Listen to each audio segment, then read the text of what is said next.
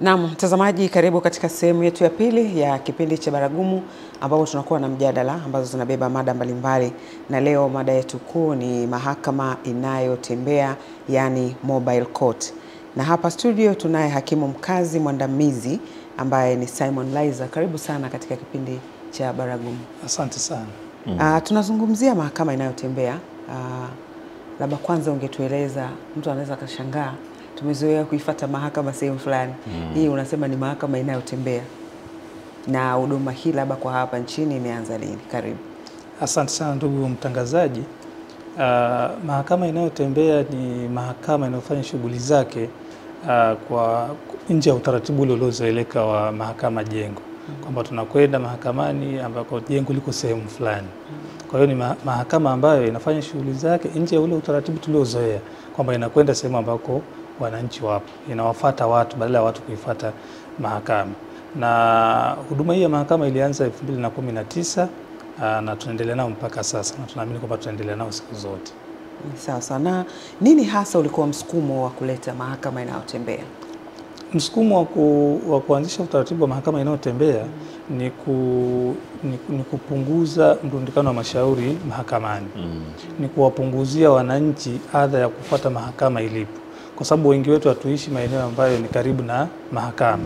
Kwa hiyo utaratibu huu ni kuwapunguzia wananchi ile adha ya kutoka, labda kwa mfano, kutoka kilomita 10 kwenda mahakama ilipo, kilomita 20, kilomita 15, kilomita 5. Kwa hiyo msukumo ni huo, kwamba tuwapunguzie watu adha ya kutoka sehemu kuja sehemu tulipo sisi, tuwafate sisi. Ndio lengo la kuanzisha utaratibu wa mahakama inayotembea. Na labda mpaka sasa unaweza ukasema imeweza kufikia labda kama kwa idadi ama kwa maeneo, ni maeneo gani mahakama hii inayotembea imeweza kufika? Idadi ni rahisi kujua kwa sababu sisi tunapokwenda kuwahudumia watu tunachukua yani taarifa za watu wote waliofika mahakamani, kwa maana waliokuja kufungua mashauri, waliokuja kupata huduma mbalimbali, kwa sababu sio kila anayefika mahakamani anakuja kufungua shauri. Wengine wanakuja tu kutaka kujua jambo fulani ili ajue atachukua hatua gani. Kwa miaka mitano ya mwanzo, kwa maana 2019 hadi 2024, kwa maana ya mwaka jana, watu tuliowafikia, tumewafikia watu 43,728 kwa maana ya ujumla wao, watu waliokuja kufungua na waliokuja kupata huduma mbalimbali za mahakama. Kwa sababu watu wanakuja kama mahakama za kawaida hizi ambazo tumezoea, kwamba mtu anakwenda kufungua kesi yake au anakwenda kuomba ushauri kwamba kuna jambo linamtatiza, anaomba kujua afanye nini. Kwa hiyo sisi tunachukua idadi hiyo, idadi ya watu wote waliofika kwa maana ya kufungua na kuomba ushauri mbalimbali wa kisheria. Kwa hiyo ni 43,728 kwa mwaka 2019 mpaka 2024, kwa miaka mitano ya mwanzo. Kwa hiyo idadi haihusiani na mwaka huu, inaishia mwaka jana. Ndio. Na kwa idadi hiyo kubwa hivyo, unaweza ukafikiri kwamba ni watu ambao walikuwa wanakosa haki ya msingi kuweza kufikia vyombo hivi muhimu vya mahakama. Sisi imani yetu inatuambia hivyo. Kwa sababu kuna mtu mwingine haendi mahakamani kwa sababu tu ni mbali. Kwa mfano, kwa sasa hivi ambako tuna kituo jumuishi, yani mahakama ambayo inashughulikia masuala ya kifamilia. Iko eneo moja tu kwa mkoa wa Dar es Salaam, na mkoa wetu mnajua kwamba ni mkoa mkubwa sana. Kwa hiyo kuna mtu yuko Majohe huko, akifikiria kuja Temeke anaona ni mbali. Kwa hiyo anaweza sije kwa sababu tu ya umbali. Lakini sasa kwa sababu kuna mahakama inayotembea, mahakama inakwenda alipo yeye. Kwa hiyo itabidi afungue tu, hata hofia tena umbali, hata hofia gharama, kwa hiyo atafungua. Kwa sababu tunaamini kwamba hiyo imewafanya wale ambao pengine wasingekuja kutafuta haki zao kwa sababu ya umbali wa mahakama, sasa wataanza kudai haki yao kwa sababu mahakama inakwenda walipo wao. Na mpo maeneo gani? Kwa hapa Dar es Salaam tunatembelea wilaya 4. Jumatatu tunakwenda Bunju na tunakwenda eneo la shule ya msingi Bunju A. Kwa hiyo kwa wale ambao wanakaa Bunju hawana sababu ya kuja tena mahakamani hapa kwa maana ya Temeke. Kwenye kituo jumuishi. Hawana sababu ya kuja kituo jumuishi. Wanaishia kule Bunju. Kwa hiyo kama ni mwenyeji atakuwa anajua kwamba kuna shule inaitwa shule ya msingi Bunju A. Na tunakuwepo hapo kila Jumatatu. Muda ni ule ule ambao shughuli za mahakama zinaanza kama tulivyozoea. Jumanne tunakwenda Kibamba, wilaya ya Ubungo. Kwa wenyeji watakuwa wanafahamu ofisi za mkuu wa wilaya zilipo. Kwa hiyo tunakuwepo pale, tunatoa huduma za kimahakama kama kawaida. Jumatano tunakwenda wilaya Temeke, kuna sehemu inaitwa Makangarawe.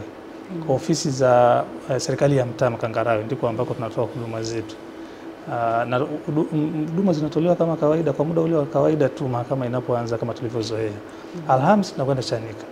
Chanika tunakuwa kwenye ofisi za serikali za mtaa. Kwa hiyo wale wanaoishi huko wanajua ofisi ya serikali ya mtaa iko wapi pale Chanika. Ijumaa huwa tuna utaratibu wa kuangalia kwamba katika yale maeneo tuliyoyatembea kwa siku zote 4 ni eneo gani ambalo tuliondoka muda umeisha, watu walikuwa bado hatujawahudumia wote. Kwa hiyo tunarudi sehemu moja kati ya hizo sehemu tulizopita kwa siku 4. Na aina gani ya kesi huwa zinasikizwa ama hii mahakama ya mahakama inayotembea ina uwezo wa kuzisikiliza? Kwa sababu mahakama inayotembea iko chini ya mahakama yetu kituo jumuishi, mahakama inayoshughulikia masuala ya familia, tunasikiliza mashauri ya ndoa na mirathi. Lakini kwa faida ya watazamaji, lengo la mahakama hiyo sio kwamba inasikiliza mashauri hayo tu, lakini kwa sababu kwa hapa iko chini ya mahakama inayoshughulikia masuala ya familia tu, ndio mambo ambayo sisi tunashughulikia kwenye mahakama inayotembea. Kwa hiyo ni mirathi na ndoa. Umesema kwamba kuna muda inawezekana mkaona kuna sehemu hatukumaliza mkarejea. Pengine labda mkienda kwenye kuweka kambi sasa katika sehemu fulani, mnasema labda Alhamisi leo tuko labda Chanika. Mnakaa kwa muda gani? Yaani kwa masaa mangapi watu wanahudumiwa pale? Kwa tunakaa ule muda wa kawaida tu, kwamba mahakama zinaanza saa ngapi, ina muda wake ni saa ngapi, kwa sababu ni ofisi ya umma. Kwa hiyo taratibu ni zile zile na muda ni ule ule, lakini hatuwaachi watu kwamba kwa sababu muda umeisha tusiwahudumie. Hapana, tunawahudumia watu wote. Ila kwa nini tunarudi? Tunaweza tukarudi kwa sababu pengine tuliona kwamba watu ni wengi, mashauri ya pale ni mengi. Kwa hiyo ni bora tukatumia muda mwingi pale kuliko eneo lingine. Kwa hiyo tunarudi sio kwa sababu kuna mtu hakuhudumiwa, hapana. Tunarudi kwa sababu tuliona watu ni wengi. Kwa hiyo tunaamini kwamba kituo hiki, eneo hili, watu ni wengi kuliko maeneo mengine. Kwa hiyo angalau turudi tufanye mara 2 kwa wiki. Lakini ni maamuzi ambayo mnayofanya mkishafika siku ya Alhamisi. Umetaja kwa maeneo ya Dar es Salaam. Utaratibu huu kwa namna yote ile haujaweza kuwa katika maeneo mengine nje ya Dar es Salaam? Kuna mikoa mingine ambao wanatoa huduma ya mahakama inayotembea. Kwa sababu lengo la mahakama ni kwamba yani huduma hii au mahakama hii iwepo nchi nzima. Na kama watu wanafuatilia taarifa mbalimbali za vyombo vya habari, viongozi wote wameshazungumza sana. Kwa hiyo lipo kwenye utawala, lakini hatupo Dar es Salaam tu. Ninazungumzia tu hapa kwa sababu tuko hapa, lakini kuna Mwanza, kuna Arusha, kuna Mbeya. Kwa lengo la mahakama ni kujaribu kusogeza huduma kwa wananchi. Kwa hiyo kwa wakazi wa mikoa hiyo mingine ambayo sio Dar es Salaam, kwa mfano Mwanza, Arusha na Mbeya kwa mfano, wanajua hii huduma inatolewa na taratibu ni zile zile, lakini mimi siwezi kuzungumzia kwamba wanakwenda maeneo gani, lakini hiyo huduma pia imefika huko kwao. Sawa sawa. Kuna kundi la watu wenye mahitaji maalum, labda hili mnaliangaliaje? Mahakama yetu inayotembea hilo pia limezingatiwa. Ndio maana kwa mfano wale waliofika, yale magari yetu kwa sababu tunatumia magari, hilo limetazamwa. Kwa hiyo wale wanaofika ambao wana mahitaji maalum, kuna utaratibu umewekwa kuwafanya kuweze kupanda kwenye magari yetu kuingia kupata huduma. Kwa hiyo na wao pia wanapata huduma kama watu wengine. Kuna namna ya kuwafanya waweze kupata hiyo huduma kwa urahisi. Na labda mnapokwenda mnakuwa na umegusia kwamba ni masuala ya kifamilia zaidi, mirathi na ndoa. Lakini inapotokea mtu anakuwa na swala lingine tofauti na hayo, mnajaribu kwa namna gani kumsaidia? Mnapokea na kumpa maelekezo zaidi au mnafanyaje? Sisi tunapokea mtu yeyote ambaye anatatizwa na jambo fulani la kisheria. Tutakapoona kwamba swala hili linatakiwa lihudumiwe au lishughulikiwe kwenye mahakama nyingine tofauti na sisi, tutamuelekeza afanye nini. Kwa sababu tunafahamu kwamba maeneo tuliopo kuna mahakama zote nyingine ambazo tumeshazoea. Kwa kama mtu anakaa eneo fulani, tunamwambia bwana, jambo hili nenda mahakama fulani, hili nenda sehemu fulani, lakini lazima tumhudumie na aridhike na ajue kwamba kwa nini pengine jambo lake alikushughulikiwa pale. Kwa hatutamwacha aondoke bila kupata maelekezo au maelezo ya kumfanya aridhike kwamba amehudumiwa. Mheshimiwa Simon, nifahamu pia unakuta labda kuna mtu mwingine ndo anahamia Dar es Salaam. akahamia labda wa Kibamba, ambako pia ni sehemu ambako huwa mnakwenda kupiga kambi, na hana taarifa kwamba huwa mnakwenda pale, huwa mna utaratibu wa namna gani kufikisha taarifa sasa kwenye jamii kwamba watu waendelee kuifahamu zaidi hii mahakama inayotembea, kwamba huwa inafika hata katika maeneo haya? Tuna utaratibu pia wa kufanya matangazo. Ndio. Ukiachilia kama vipindi tunavyokuja kama cha kwenu mlichotukaribisha hapa, tuna utaratibu wa kutangaza. Tunaandaa utaratibu wa matangazo kwamba gari linapopita tumefunga mfumo wa kuweka speaker. Kwa hiyo tunatangaza kwamba jamani, kuna mahakama inayotembea, siku fulani tutakuwa wapi, huduma zinazotolewa na vitu kama hivyo. Kwa hiyo mbali na kwamba watu wataona gari lipo, lakini hata mtu pengine ambaye hakujua hata habari za mahakama inayotembea atasikia matangazo. Kwa hiyo tuna utaratibu wa kutangaza. Sawa sawa. Kwa hiyo watu wanasikia, ukiachana na habari ya kwenda kwenye vituo vya televisheni, redio, lakini kwenye mfumo wa gari letu pia, kwa maana ya mahakama yetu ina utaratibu wa matangazo. Kwa hiyo tunatangaza. Sawa sawa. Hata wakati mwingine ambao hatuendi labda kusikiliza mashauri, tunaweka utaratibu wa gari kutembea kujaribu kutangaza kwa umma. Na hii imesaidia kwa kiasi gani Mheshimiwa Simon kupunguza mashauri haya kwenye mahakama ambazo ziko kwenye mfumo huu wa majengo, kuwafuata wananchi kule kule, lakini pia yenyewe ufanisi wake kwenye kumaliza haraka mashauri ukoje? Karibu. Mahakama inayotembea imesaidia sana kumaliza mrundikano wa mashauri mahakamani kwa sababu moja kubwa sana. Mahakama inayotembea tofauti na mahakama hizi za kawaida za majengo, yenyewe inasikiliza shauri lolote linalofunguliwa mahakamani kwa muda wa siku 30. Kwa hiyo tumeshazoea kwamba pengine mtu anaweza kaenda mahakamani kwa miezi 2 mitatu, baadaye ndo uamuzi unatolewa. Sasa mahakama inayotembea inashughulikia jambo au shauri la mtu ndani ya siku 30. Yaani tangu unafungua mpaka unapopata maamuzi ya mahakama ni siku 30. Kwa hiyo inaharakisha umalizaji wa mashauri kwa haraka.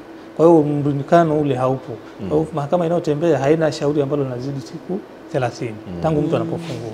Sasa hiyo inasaidia kupunguza mrundikano wa mashauri mahakamani, lakini pia mtu kukaa muda mrefu kusubiri kupata haki yake. Kwa hiyo kama utapata haki yako haraka, inasaidia kuondoa malumbano. Kama ni jambo la kifamilia, ule msuguano ambao ungeendelea kwa miezi 3 4, mnajikuta ndani ya siku 30 imeshapata muafaka. Kuliko kusubiri miezi 4 5 6, lakini ndani ya siku 30 tangu unapopeleka shauri lako mahakamani, majibu unakuwa umeshayapata.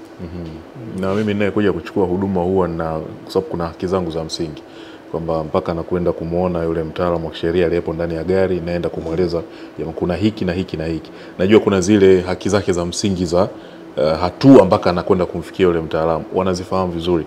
Kuna wahudumu pale wakishafika wanamweleza bwana kuna hiki na hiki na hiki, mpaka unakwenda pale kwa mtaalamu wa sheria. Kama ambavyo tumezoea kwenye mahakama za kawaida. Utaratibu ni huo huo, kwamba ukifika kabla ya kufungua shauri lako, kwa sababu utapofika utakuta mashauri mengine yanasikilizwa, wapo watu wa kukusaidia.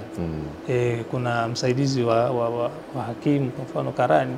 Watu wanapofika wakati unasikiliza mashauri yako kama hakimu, karani wako anasikiliza watu wana shida gani. Kwa hiyo kama ni wale wanaofungua, anaanza kuangalia ni vitu gani walivyonavyo, vile vinavyotakiwa ili waweze kufungua shauri. Kwa hiyo anasaidiwa. Kabla hajakufikia wewe, ameshajua kwamba atasaidika. Ataulizwa tu umekuja na hiki, umekuja na kile. Akishasema ndio, yule msaidizi wako anakuletea taarifa kwamba kuna watu wamekuja wanataka kufungua, kabla hatujafungua vitu vyao ni hivi hapa, ili uweze kuangalia ni vitu gani labda wamemisi, waambie kwamba kamilisheni hiki na hiki, alafu mtafungua shauri. Sawa. Nilikuwa nafikiria kupitia hizi mahakama zinazotembea vile vile hamjaribu kutoa mafunzo kwa jamii zetu kuhusiana na masuala mbalimbali, kama hivyo umesema unaweza kutoka kuna mtu ni swala kabisa la kimahakama, lakini anaona hana sababu ya kwenda mahakamani. Tunajitahidi kutoa, kwa sababu lengo hasa sio tu watu wafungue kesi alafu tufanye maamuzi. Wakati mwingine tunajaribu kuwaelimisha kwamba wangefanya nini badala ya kuwa na mgogoro mahakamani. Kwa hiyo lengo letu sio tu kwamba waje tusikilize alafu tufanye maamuzi, hapana. Wakati mwingine tunawasikiliza. Ndio maana ile idadi niliyotoa takwimu ile kwamba kwa miaka 5 tumehudumia watu 43728, ni kwa sababu kuna wengine hawafungui baada ya kupata ushauri. Kwa bwana wewe ungefanya, kwa mfano kama ni swala la ndoa, mfano wanawashauri kwamba kwa nini msingefanya hivi, kwa nini badala ya kuja mahakamani, kwa nini msingemaliza kwa utaratibu huu. Kwa hiyo wakipata ile elimu, wengine wanaona kwamba inawasaidia, wanaacha kufungua. Lakini sisi kwa takwimu zetu lazima tuonyeshe kwamba tumewahudumia watu hao. Kwa hiyo unaweza ukaja ukakuta idadi ya mashauri tulionea kwa maana ya majalada ni machache ukilinganisha na takwimu tunazotoa za kwamba tumewahudumia watu wangapi. Kwa nini? Kwa sababu tunawapa elimu kwamba bwana, usifungue hili shauri, jaribu kufanya hivi na hivi. Na wengine wanasikia. Sawa. Na labda mwamko ukoje? Ndani ukifanya tu tathmini yako ndogo ndani ya hii miaka 5, umeona kwamba watu wameielewa mahakama inayotembea labda na wanaikimbilia zaidi kuliko kwenda, kwa sababu kuna mtu mwingine anaweza kuona hivi hapa nitatendewa haki kweli, nao wamekuja tu njiani hivi, ngoja niende kule kwenye jengo kwa kuamini kwamba pale labda ndo utapata huduma iliyo bora zaidi. Ni kweli kabisa. Mwanzoni kulikuwa na changamoto kwa sababu mazoea yana tabu.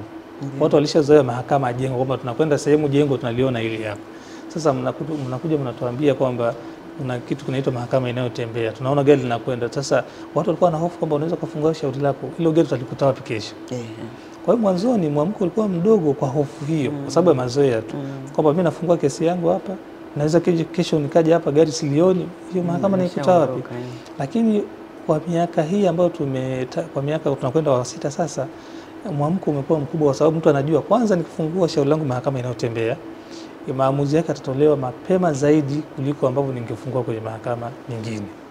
Kwa hiyo watu kwa sasa hivi wanafungua mashauri mengi kwa sababu wanajua itachukua muda mfupi nimeshapata uamuzi wa kile nilichokwenda kudai mahakamani. Kwa hiyo mwamko mwanzoni na sasa ni tofauti. Kwa sasa hivi mwamko ni mkubwa zaidi. Mwanzoni wengine walikuwa wanakuja kwa kutaka tu tunajua kitu kipya. Hivi hii inakuaje? Ni kweli. Kwa hiyo kuna mtu mwingine anakuja unamshauri, hafungui shauri, anaangalia kwanza wengine waliomtangulia kwamba mambo yao yatakwendaje. Kwa hiyo akishaona kumbe mtu amefungua shauri, amesikilizwa, kama ni msimamizi wa mirathi ameteuliwa, mbona wanafanya kawaida tu, basi wengine wanaanza kufungua. Kwa sasa hivi hofu hiyo hakuna tena. Na yani kujitokeza ni labda jinsia zote mbili zinajitokeza ama unaona kuna moja iko active zaidi kuliko wengine? Jinsia zote mbili zinajitokeza, lakini kama ambavyo tunafahamu wanawake wana changamoto kidogo tofauti na wanaume. Unajua, kwa mfano kama swala ya kifamilia, kama kuna mgogoro, ukweli ni kwamba anayeweza kuathirika zaidi ni mama. Kwa sababu tuchukulie mfano kwamba baba labda amegombana na mama, anataka ajitenge, mfano aende mbali kidogo na nini, mama atabaki na watoto. Kwa akibaki na watoto hawezi kunyamaza, lazima atakuja. Mwanaume yeye anaweza kujikuta yuko tu yeye peke yake, labda ameondoka, lakini mama anabaki na watoto. Kwa hiyo mbali na yeye kusumbuka binafsi, lakini anaona watoto wanapata shida. Kwa hiyo wengi wanaweza kuwa wanawake kwa sababu tu wao wanaweza kuathirika kwa haraka zaidi kuliko wanaume, lakini tunawapata wote. Sawa. Na labda ni mashauri gani hasa umeona mnayapokea zaidi? Mashauri tunayopokea zaidi ni mashauri ya ndoa. Ndio ambayo yamejitokeza zaidi. Mashauri mengi ni ya ndoa. Lakini pia tuna mashauri pia ya mirathi. Lakini mengi ni migogoro mingi unajua ni ya ndoa zaidi. Mirathi sio mingi sana, lakini kwa sababu tunawashauri mirathi, huwezi kumshauri mtu tena kwamba asifungue. Lazima atafungua tu. Kwa hiyo ukija kwenye idadi ya mashauri yaliyofunguliwa hivi, unaweza kuona mirathi ni mingi kwa sababu hakuna option, lazima ufungue. Lakini kwa ndoa kuna option nyingine, kuna mlango mwingine kwamba badala ya kufungua shauri la talaka alafu mahakama pengine ikavunja ndoa yenu, hebu jaribuni hiki. Hebu hii inaweza kusaidia zaidi. Kwa hiyo wengi wanaokuja kwa maana ya kutaka kufungua mashauri ni ndoa. Lakini kwa maana ya mashauri yaliyofunguliwa ni mirathi. Kwa nini mirathi haina option? Kwamba mtu ameshafariki lazima ufungue mirathi. Lakini wanaokuja wengi ni masuala ya ndoa. Kwa hiyo kumbe kuna sio kweli kwamba kila kesi ya ndoa inayoenda mahakamani ni kwa ajili ya kuivunja. Kumbe huwa mnaona kwa uzito wa hili jambo, hebu tuwashauri kwamba fanyeni hivi, pengine mnaweza mkasaidika. Na hii imesaidia watu pia. Inasaidia sana. Inasaidia sana. Na ukiachana hata na mahakama inayotembea, utaratibu wa mahakama siku zote pia tunajaribu kufanya hivyo kwamba hata mahakama inaweza kusikiliza shauri la ndoa. Badala ya kuvunja ndoa, inaweza kawatenga wale watu kwa muda. Kwamba bwana fulani bi fulani, hebu wewe ishi hivi na ishi kwa muda huu. Kwa hiyo mashauri, sio kila shauri linakuja mahakamani lazima ndio ivunjwe, hapana. Mengine watu wanatengwa kwa muda, muda wa kuwapa watu namna ya kupata uponyaji. Kwa ule muda ukiisha, watarudi mahakamani wenyewe waseme kwamba bwana, tumetengwa na mahakama labda kwa mfano mwaka mmoja, miaka miwili, imetutosha, tumejipima, tunaona hatuna sababu ya kuachana tena. Kwa hiyo basi wanarudi wanaishi pamoja. Au wengine wakasema hapana, pamoja na kwamba tumetengwa miaka 2.5 au 3, bado msimamo wetu ni ule ule. Na wengine wakija unawaambia kwamba huu mgogoro sio wa kuja mahakamani, mngeweza kumaliza kwa ngazi ya familia. Hebu rudini kule, kufanya mazungumzo. Hebu fanyeni mazungumzo, pengine mtapata mwafaka bora zaidi. Sawa sawa. Na hakunaga wale watu, unajua Tanzania tena akitaka jambo lake amepata ratiba, leo mmekuja Mnazi Mmoja, mimi ni wa Mnazi Mmoja, nimekuja mmenihudumia, mmehama leo mmeenda Mbagala, na wafuata tena huko Mbagala, jamani tulikuja kule mlinikuta kule. Hamna watu wa namna hii? Wapo wengi. Mnawasaidiaje? Wapo wengi. Lakini tunachofanya ni kujaribu kumpa tu elimu kwamba wewe eneo lako ni Mnazi Mmoja na ratiba yako ni hiyo, na tunakuja kila wiki Mnazi Mmoja. Wewe tuvumilie, kwa sababu tutakuja kwako, lakini huwezi kuja kama zilivyo mahakama nyingine kwamba huwezi kufungua kesi. Kwa mfano shauri lako umefungua Kawe mfano, alafu unaona tu kwa sababu Kawe ameahirisha mpaka tarehe 20, ngoja niende Kinondoni kwa mfano, au ngoja niende Ubungo. Haiwezekani, kwa sababu itakuwa sasa ni kama vurugu. Kwa hiyo tutamwambia tu uvumilie, kwa sababu mwingine, kwa sababu anaona mbona kutoka hapa kwenda pale ni karibu, kwa hiyo leo wameondoka wameenda sehemu fulani, kesho nawafuata. Namwambia hapana, subiri siku yako, tutakuja huko. Wapo wengi wanakuja, kwa sababu kuna wengine wanataka labda, na kwa sababu watu wengi wajui utaratibu, wanajua akifungua leo apate majibu leo. Kwa hiyo namwambia hapana, umefungua shauri kama la ndoa kwa mfano, lazima mwenzako apate wito, ili tuwasikilize wote kwa pamoja. Na sasa baada ya kulizungumzia hili na kuona kwamba mahakama inayotembea kweli imeleta manufaa ya kuifikia jamii badala ya jamii kuanza kuhangaika kuitafuta mahakama, kwanza nilikuwa nataka uzungumzie kuhusiana na ile siku mnayoongeza, labda kwa sababu mmeona sehemu fulani na wingi wa watu, mnatumia namna gani ili wale watu wa eneo ile sasa wapate tena taarifa, wajue hao watu wanarudi hapa. Lakini vile vile nini sasa ungekuwa wito wako kwa jamii katika kuendelea kuitumia mahakama hii na kuweza kufanya jamii yetu ishi katika amani zaidi, tunapoondoa baadhi ya changamoto tulizo nazo za kimahakama za kisheria? Utaratibu tunaotumia, kwa sababu kule tunakokwenda tunakuwa na mawasiliano ya viongozi wa eneo lile. Kwa hiyo kama ni afisa mtendaji labda wa mtaa, afisa mtendaji wa kata, kutegemea kusema tunakokwenda, tunakuwa na mawasiliano. Kwa hiyo ikitokea tunataka kwenda, tutampa taarifa angalau siku moja kabla, kwa sababu watu wanakwenda kila siku kupata huduma kwenye ofisi za serikali za mitaa. Au sisi wenyewe kabla tujaondoka, kwa kuona mazingira yalivyo, tunaweza tukawaambia kwamba bwana, kwa hali ilivyo tutarudi. Labda tutaongeza, lakini ikitokea hatujatoa taarifa hiyo, basi tutawajulisha wale viongozi wa maeneo husika kwamba watangazieni watu, tutakuja tena. Kwa hiyo wenyewe wanafanya utaratibu, wanawatangazia, na tunafahamu wananchi wanaamini viongozi wao. Kwa hiyo wanasikiliza, wanakuja. Wito wangu kwa jamii ni kwamba tuitumie mahakama inayotembea, kwa sababu inaharakisha zaidi mashauri kuliko ambavyo tumeshazoea, na inapunguza gharama. Mtu badala ya kutoa nauli yake shilingi 2000 kwenda mahakamani kwa mfano kufuata mahakama ilipo, sasa mahakama inakuja nyumbani kwako, inakuja kwenye eneo lako. Ni swala la wewe kuchukua tu hatua kutembea kwa miguu. Inapunguza gharama. Inapunguza gharama, na kwa hiyo tukikuokolea muda, sisi tunaamini tumeokoa uchumi wako. Kwa sababu sasa hutatumia fedha. Sababu ungekuja kutufuata kwa mfano kituo jumuishi, lazima inaweza kutumia shilingi 1000, 2000, 3000 kwa siku, yani kuja na kurudi. Sasa tunakuja kwako, hiyo shilingi 3000 yako, 2000 yako utaitumia tena. Kwa hiyo utaokoa muda wako, lakini utaokoa uchumi wako, na pia shauri litachukua muda mfupi sana kumalizika. Sawa sawa. Basi mpaka hapo naona tunakamilisha kipindi chetu. Simon Laizer, hakimu mkazi mwandamizi, tunakushukuru sana kwa muda wako kuja kutoa elimu. Na mtazamaji, tulikuwa tukizungumzia mahakama inayotembea, yani mobile court, ambao tumeona tangu kuanza kwake mpaka mwaka jana 2024, ikiwa ni miaka 5, imeweza kufanya kazi kubwa sana ya kuifikia jamii, ambapo zaidi ya watu 43,000 wameweza kufikiwa na huduma hiyo, wakifuatwa katika maeneo yao. Tukumbushe ratiba ya Dar es Salaam kabla hatujafunga. Asante sana. Kwa Ratiba yetu sasa hivi. Kwa Jumatatu tunakuwa Bunju. Eneo ni shule ya msingi Bunju A. Jumanne tunakuwa Kibamba, zilipo ofisi za mkuu wa wilaya. Jumatano tunakuwa Makangarawe, ofisi ya serikali ya mtaa Makangarawe. Alhamisi tunakuwa Chanika, ofisi ya serikali ya mtaa Chanika. Kwa hiyo hayo ndio maeneo yetu ambayo tunatembelea kwa wiki.